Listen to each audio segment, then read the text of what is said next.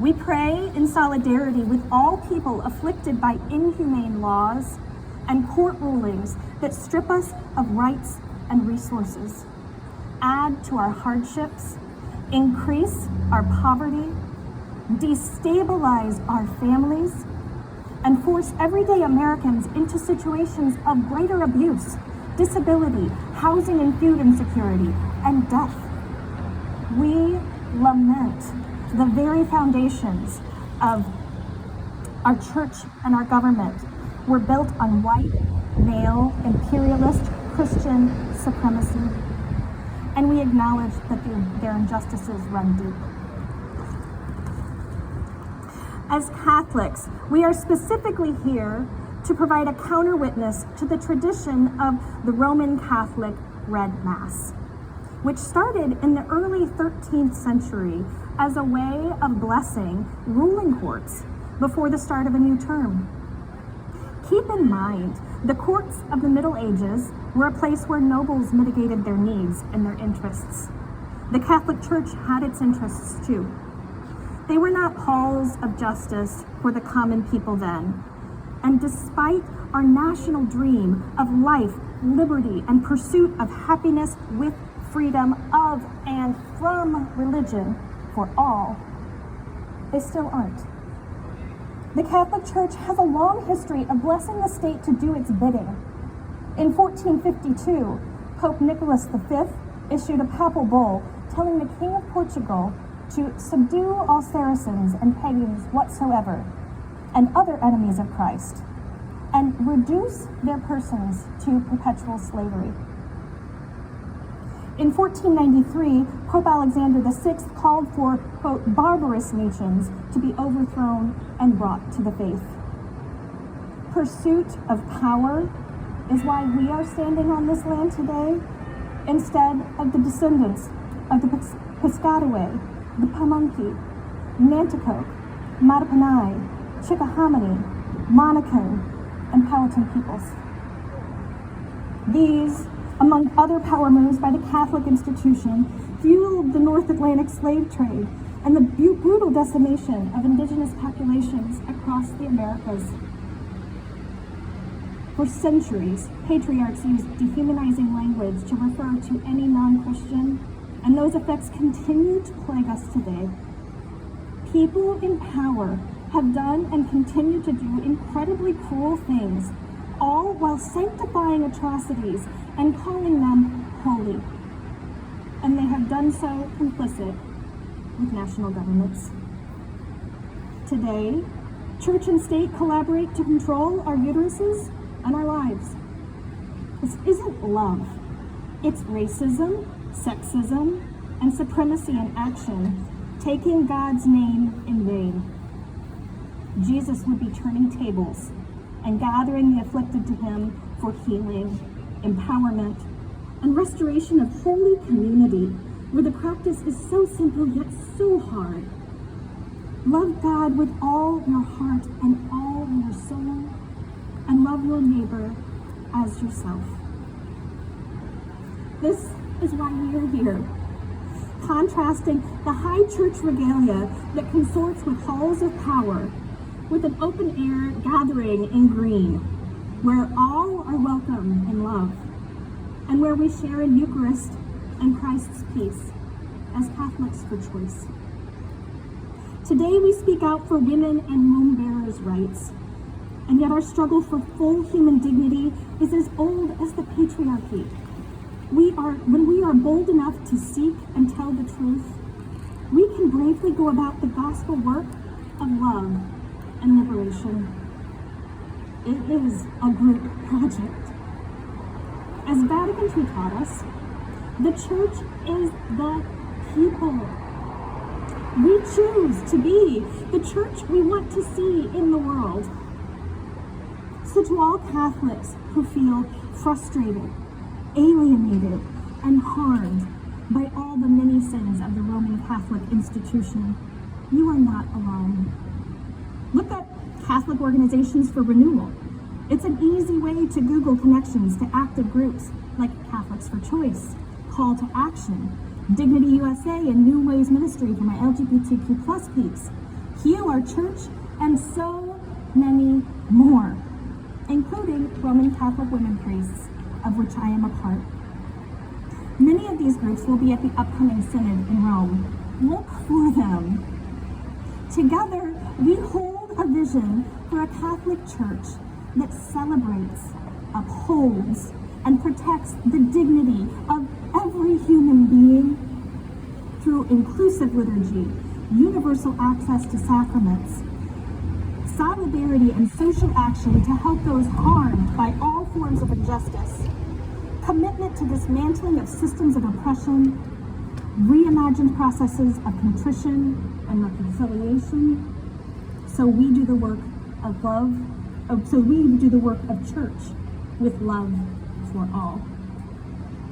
We cannot forge a healthy church of the future until we grapple with our traditions' sins of the past and present. So to this end, we must stand in the truth that we were all created in the image of God with inherent dignity and creative capability. And we belong in this work, taking the best of our Catholic values and traditions with us. You belong. Love is seeing every human as our neighbor, knowing them to be equal in dignity and deserving of our collective care. When it comes to reproductive liberation, we can learn from the Black, Indigenous, and women of color revolutionaries for reproductive justice who have been leading this work for decades. Reproductive justice means the right to have a child, the right to not have a child, and the right to parent the children we have in safe and healthy environments. When we focus on the core tenets of reproductive justice, we begin to see beyond the pro-life, pro-choice binary our nation has trapped us in. Because instead of politicking around oppressive sexual virtues and a presumed hierarchy of humanity, we channel our energy into creating safe and healthy environments for all birthing and birthed people to thrive.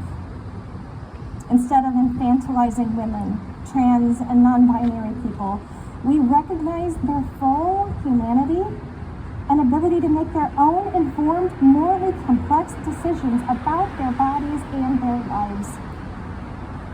We start to care deeply about the dangers of pregnancy, and we invest in sex education and full spectrum healthcare, including contraception, abortion, and gender-affirming care. In my state of Indiana, we now have one of the most restrictive abortion bans in the nation. We also have the third highest maternal mortality rate in the nation, and Black women are dying at disproportionate rates. Pregnancy is dangerous, and it should always be opt-in. By design, extreme anti-abortion positions serve as punishment. They punish women for having sex. They punish women for men's crimes of sexual force against them. They punish women for a lack of health care. They punish women for failed contraception. They punish women without comprehensive sex education. They punish women in abusive relationships. They punish women with dreams of higher education. They punish women with careers. They punish young girls and women of advanced maternal age. They say, we're willing to risk the death or the destabilization of any pregnant person's life rather than to allow her a safe, legal abortion. That's not love. Access to safe, legal abortion is love. And it is a moral good. Womb bearers make choices to terminate pregnancies out of love, just as they make decisions out of love to have children. They make these decisions with great care for love for their current children, love of self and self-preservation, love for the idea of the prenate who they may not want to bring into an unsafe world. Forced birth isn't love. The right to choose or not choose pregnancy is sacred. Choice is love. Furthermore, when we can choose to parent in healthy environments at healthy times in our lives, we can diminish poverty, abuse, and increase our mutual thriving. So today, we make ourselves seen and heard. We are engaging in radical community building and deepening our commitment to let our love for God be measured by our love for one another. So I'll conclude with a love letter. To every human who has been neglected, abused, blamed, and oppressed, we hold space for you. You are our neighbor, our equal in dignity. You are a spark of the divine, one of the infinite images of an infinite God, deserving of love, health, resources for your social and economic well-being, joy, hope, and self-determination.